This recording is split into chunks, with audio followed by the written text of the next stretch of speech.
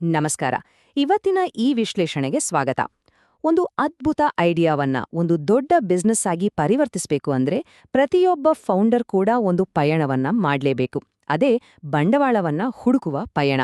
ಬನ್ನಿ ಅದರ ಬಗ್ಗೆನೇ ಇವತ್ತು ಮಾತಾಡೋಣ. ಹೌದು, ಇದೆಲ್ಲ ಶುರುವಾಗೋದೇ ಒಂದು ಸರಳವಾದ ಆದ್ರೆ ಬಹಳ ಮುಖ್ಯವಾದ ಪ್ರಶ್ನೆಯಿಂದ. ಒಂದು ಸೂಪರ್ ಐಡಿಯಾ ಒಂದು ದೊಡ್ಡ ಬಿಸ್ನೆಸ್ ಆಗೋದು ಹೇಗೆ? ಅಲ್ಲೇ ಬರೋದು ಆ ಒಂದು ಹುಡುಕಾಟ, ಬಂಡವಾಳಕ್ಕಾಗಿ ಹುಡುಕಾಟ. ಇದು ಕೇವಲ ಹಣಕಾಸಿನ ವಿಷಯ ಅಷ್ಟೇ ಅಲ್ಲ, ಇದು ಒಂದು ಕಂಪನಿಯ ಭವಿಷ್ಯವನ್ನೇ ನಿರ್ಧಾರ ಮಾಡುವಂತಹ ಒಂದು ಸ್ಟ್ರಾಟಜಿಕ್ ಜರ್ನಿ.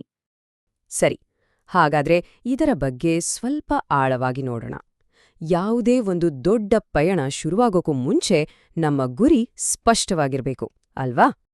ಮೊದಲನೇ ಹೆಜ್ಜೆ ಅಂದ್ರೆ ನಾವು ಎಲ್ಲಿದ್ದೀವಿ ಮತ್ತೆ ನಮ್ಗೆ ಈ ಹಣ ಯಾಕೆ ಬೇಕು ಅಂತ ಕ್ಲಿಯರ್ ಆಗಿ ಅರ್ಥ ಮಾಡ್ಕೊಳ್ಳೋದು.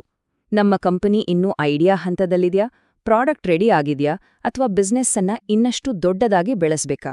ಈ ಪ್ರಶ್ನೆಗಳಿಗೆ ಉತ್ತರ ಸಿಕ್ಕಿದ್ರೆ ಮುಂದಿನ ದಾರಿ ಸುಲಭ. ಒಮ್ಮೆ ಗುರಿ ಸ್ಪಷ್ಟವಾದ ಮೇಲೆ ಮುಂದಿನ ದಾರಿಯನ್ನ ಆಯ್ಕೆ ಮಾಡ್ಕೋಬೇಕು. ಬಂಡವಾಳ ಸಂಗ್ರಹಿಸೋಕೆ ಮುಖ್ಯವಾಗಿ 5 ಬೇರೆ ಬೇರೆ ದಾರಿಗಳಿವೆ. ಮೊದಲನೇ ದಾರಿ ಈಕ್ವಿಟಿ, ಅಂದ್ರೆ ನಮ್ಮ ಕಂಪನಿಯ ಒಂದು ಪಾಲನ್ನ ಅಂದ್ರೆ ಮಾಲೀಕತ್ವವನ್ನ ಬೇರೆಯವರಿಗೆ ಕೊಟ್ಟು ಅವರಿಂದ ಬಂಡವಾಳ ಪಡೆಯೋದು. ಇದು ನಮ್ಮ ಕನಸಿನ ಸಾಮ್ರಾಜ್ಯದಲ್ಲಿ ಬೇರೆಯವರನ್ನೂ ಪಾಲುದಾರರನ್ನಾಗಿ ಮಾಡ್ಕೊಂಡ ಹಾಗೆ. ಎರಡನೇ ದಾರಿ ಸಾಲ.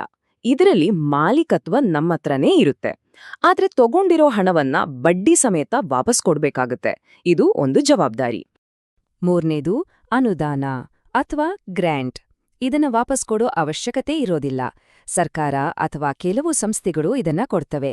ಆದ್ರೆ ಇದನ್ನ ಪಡ್ಕೊಳ್ಳೋದು ಅಷ್ಟು ಸುಲಭವಲ್ಲ, ಯಾಕಂದ್ರೆ ಕಂಡೀಷನ್ಸ್ ತುಂಬಾ ಇರುತ್ತೆ. ನಾಲ್ಕನೇದು ಕನ್ವರ್ಟಿಬಲ್ ನೋಟ್. ಇದು ಸ್ವಲ್ಪ ಇಂಟ್ರೆಸ್ಟಿಂಗ್ ಆಗಿದೆ.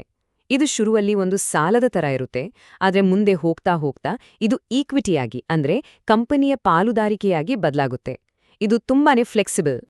ಕೊನೆಯದಾಗಿ 5ನೇದು ಆದಾಯ ಆಧಾರಿತ ಹಣಕಾಸು, ಅಂದ್ರೆ ಕಂಪನಿಗೆ ಬರೋ ಆದಾಯದ ಒಂದು ಪರ್ಸೆಂಟೇಜನ್ನ ವಾಪಸ್ ಕೊಡ್ತಾ ಹೋಗೋದು.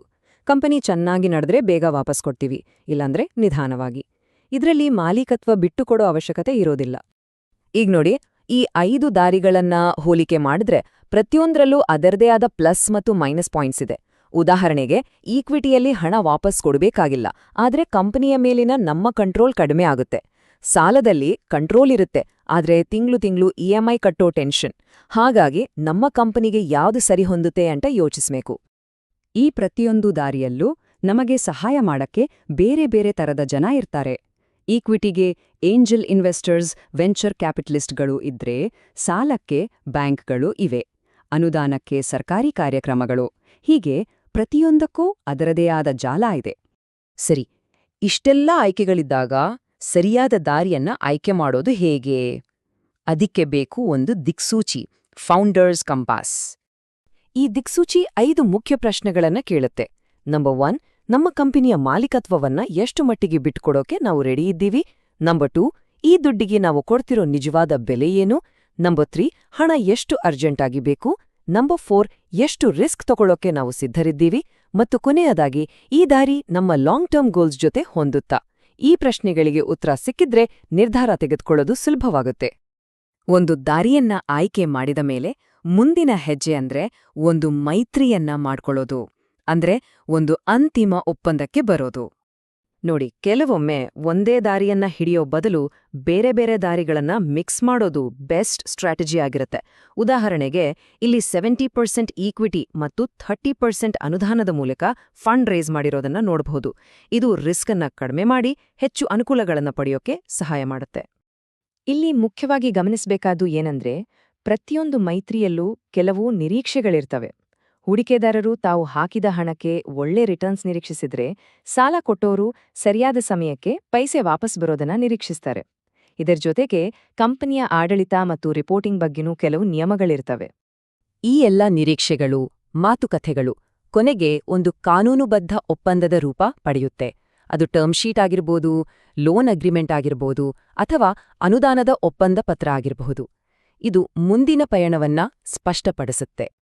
ಕೊನೆಗೆ ಇದೆಲ್ಲವೂ ಬಂದು ನಿಲ್ಲೋದು ಒಂದೇ ಒಂದು ಮೂಲಭೂತ ಪ್ರಶ್ನೆ ಹತ್ರ. ನಮ್ಮ ಬಂಡವಾಳದ ಅಗತ್ಯ, ಕಂಪನಿ ಮೇಲಿನ ಹಿಡಿತ ಮತ್ತು ದೀರ್ಘಕಾಲೀನ ಯಶಸ್ಸು, ಈ ಮೂರರ ನಡುವೆ ಸರಿಯಾದ ಬ್ಯಾಲೆನ್ಸ್ ಸಾಧಿಸೋ ಆ ಒಂದು ಅತ್ಯುತ್ತಮ ದಾರಿ ಯಾವುದು? ಈ ಪ್ರಶ್ನೆಗೆ ಪ್ರತಿಯೊಬ್ಬ ಸಂಸ್ಥಾಪಕರು ತಮಗಾಗಿಯೇ ಉತ್ತರ ಕಂಡುಕೊಳ್ಬೇಕಾಗತ್ತೆ.